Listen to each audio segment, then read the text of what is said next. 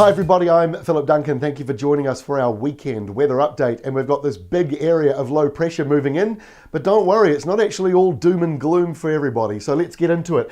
Animated wind map shows this area of low pressure out in the Tasman and the big cyclonic airflow that goes around it. It explains why it's very mild at the moment. Canterbury got into the 20s again on Thursday as a result of these nor'westers. Obviously they were much stronger on Thursday. The winds are a lot lighter on Friday, but you can see there's a fair bit of gusty weather out at sea, and that is moving in towards us. And at the same time, see the blue colouring down here? That's a colder southerly that's coming in for the South Island over the weekend and then into the North Island somewhat early next week. It is definitely not a major blast.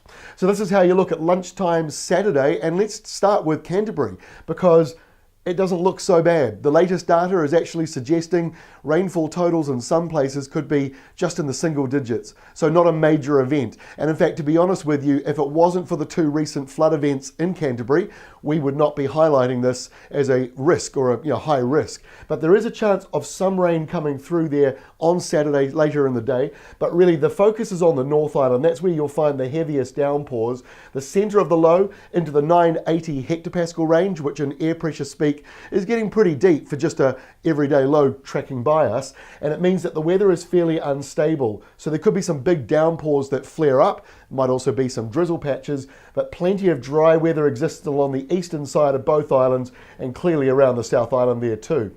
Now on Sunday, the low moves out to the eastern side. This is when the rain does sort of set in a bit more into Canterbury.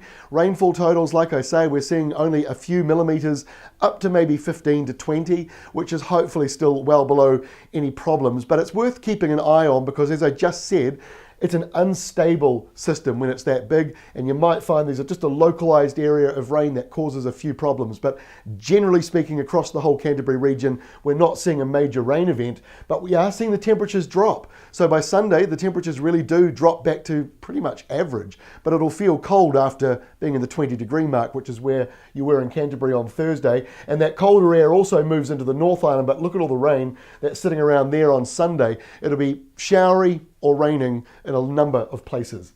Now next week, high pressure comes in down here around the South Island. That's going to lock in that cold air, bringing in some kind of wintry feeling weather again for you down in the deep south, maybe into Otago as well. The showers in Canterbury, only light ones, they're clearing away, and the southerlies are now moving into the North Island. But look, it's mostly dry around New Zealand. There's a lot of rain around us, but with a lot of low air pressure, which is rising on Monday, the colder air is sliding northwards. So once we get to Tuesday, that's the coldest day of the week next week by the looks of it. There could be some frost down to -3 or so around the South Island, but in the North Island, not looking so frosty. Might only be just around Central Plateau, with the air temperatures just above zero for many other spots. And also look at all the high pressure. So yes, there are some rain bands around New Zealand, so we can't say everyone will have perfect weather, but there's a pretty good chance that big chunks of the country next week will be dry, will be calm, and hopefully will be sunny as well.